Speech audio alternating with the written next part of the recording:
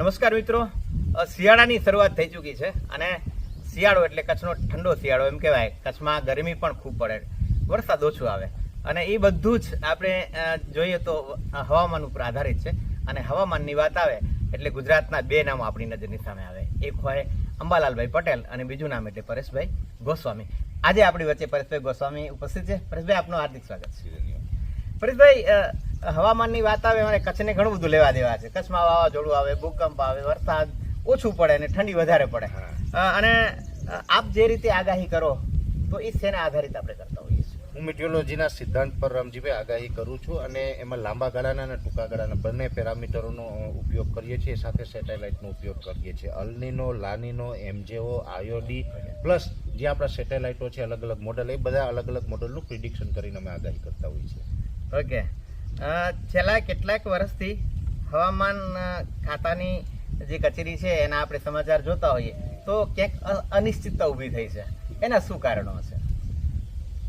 અનિશ્ચિતતામાં એવું છે, આમ જોવા જઈએ તો આપણે છેલ્લા 2 દાયકાથી આપણું જે વેધર સાયકલ છે એ પણ ફરવાયેલું છે અને થોડુંક મોડેલો અપડેટ હવે માગી રહ્યા છે. જો કે છેલ્લા 5 વર્ષની સરખામણીએ જોઈએ તો હવામાનની જે આપણી જે મિટિયોલોજીની જે સંસ્થા છે, IMD જેને કહે છે, ઇન્ડિયન મિટિયોલોજી ડિપાર્ટમેન્ટ, એની સંસ્થા ઘણી બધી અપડેટ થઈ છે. જો કે આજથી 5 વર્ષ પહેલાં જે માન્યતાઓ હતી એને ઘણી આજની નવી ટીમ છે ખોટી પણ પાડી રહી છે, અપડેટ થઈ રહી છે. હું માનું કે હજુ પણ આને અપડેટ કરવાની ચોક્કસથી જરૂર છે. ઓકે, હવામાનની વાત આવે ને આજે આપણે જ્યારે કચ્છમાં બેઠા છીએ તો કચ્છનું હવામાન કંઈક ગુજરાત કરતા જુદું હંમેશા કરી આવે. વાવાઝોડું તો કચ્છમાં ફંટાશે, તો ગુજરાતમાં કચ્છ કઈ રીતે નોખું પડે છે?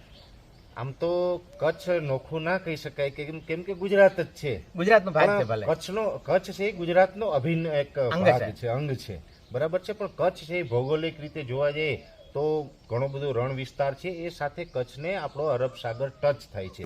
એટલે સ્વાભાવિક રીતે સૌરાષ્ટ્ર અને કચ્છ બે વિસ્તાર એવા છે કે જ્યાં વધારે પડતા સાયક્લોનની અસર થતી હોય. કેમ કે સાયક્લોન છે એ બાજુમાંથી પસાર થાય તો પણ કચ્છને અને સૌરાષ્ટ્રને અસર કરતા નીકળતું હોય છે. એટલે એવી રીતે ચોક્કસથી સાયક્લોન છે એ કચ્છને અસર કરે છે. જ્યારે દક્ષિણ ગુજરાત છે ને એ થોડુંક પૂર્વની સાઈડ દબાયેલું છે, એટલે સાયક્લોનો ભૌગોલિક સ્થિતિ પ્રમાણે ત્યાંથી પસાર નથી થઈ શકતા, પણ સૌરાષ્ટ્ર અને કચ્છને આ રીતે અસર કરતા હોય વધારે અસર કરે છે.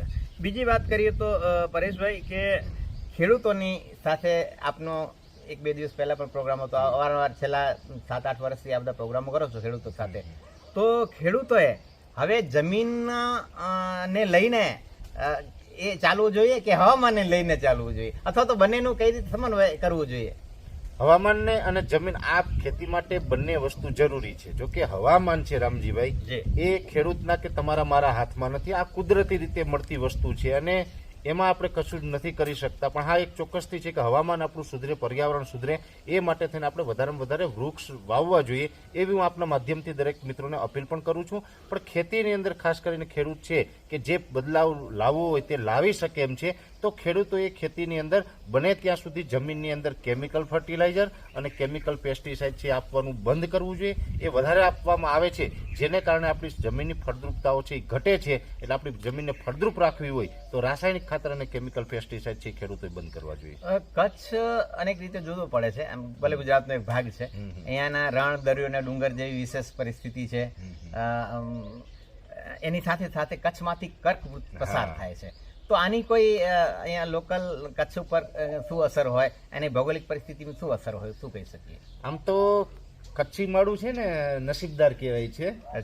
માળું શબ્દ આમ કચ્છથી આમ બોલવામાં આવે તો માળું શબ્દ બોલવાનો ખૂબ આનંદ આવે છે આપણને અને પ્રેમ આવે છે કચ્છી માળું ઉપર.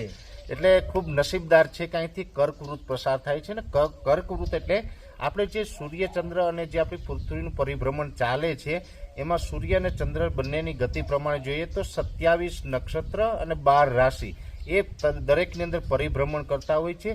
એમાં એક કર્કવૃત છે એ આપણા આ વિસ્તારો ઉપરથી પસાર થાય છે. એક પ્રકારની રેખા છે અને આ જ્યાંથી કર્કવૃત પસાર થતી હોય એમાં ઉત્તર ગુજરાતના પણ અમુક ભાગનો સમાવેશ છે, ત્યાંથી પણ કર્કવૃત પસાર થાય છે.